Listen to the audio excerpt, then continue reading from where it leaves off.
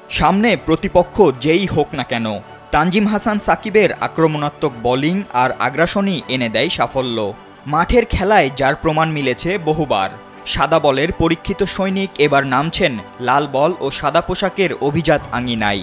ডানহাতি আগ্রাসী পেসার অপেক্ষায় টেস্ট অভিষেকের।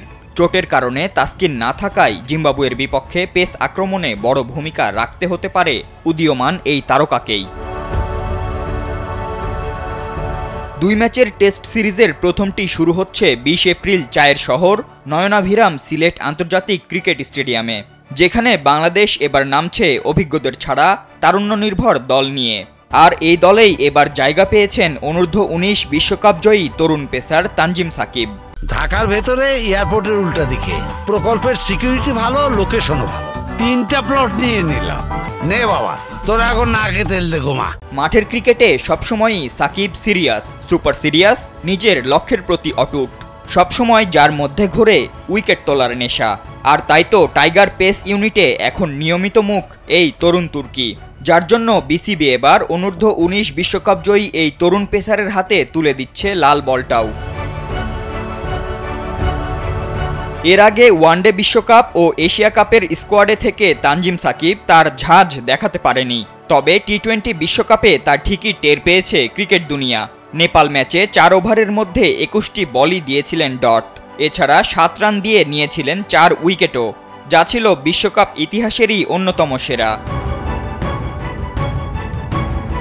তানজিম সাকিব লাল সবুজের রঙিন জার্সিতে এখন পর্যন্ত খেলেছেন 28 ম্যাচ, যার মধ্যে 10 ওয়ানডে খেলে 5.88 ইকোনমিতে নিয়েছেন 13 উইকেট, আর 18 টি-20 খেলে 8.43 ইকোনমিতে উইকেট নিয়েছেন 24টি।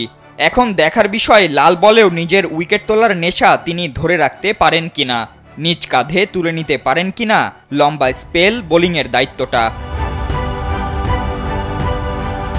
ঘরের মাঠে জিম্বাবুয়ের বিপক্ষে 2020 সালে শেষ টেস্ট খেলেছিল বাংলাদেশ।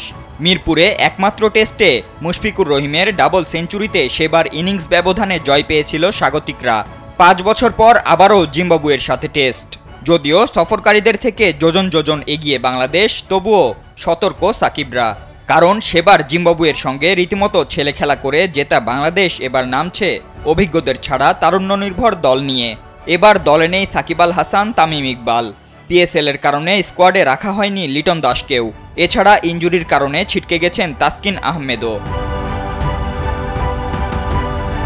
শুধু তাই নয়, জিম্বাবুয়ে দলেও এবার একদিকে যেমন রয়েছেন সিন উইলিয়ামস, মাসাকাজ্জা, মুজরাবানিদের মতো অভিজ্ঞরা, অন্যদিকে আছেন বেন কারান, তাফাজ্জোয়া টিসিগাদের মতো তরুণ তুর্কিরা। আর তাই তো এবারের সিরিজেও হবে হাড্ডাহাড্ডি লড়াই, এমনটাই বলছেন সংশ্লিষ্টরা। ফাতিন ইশরাক, কালবেলা।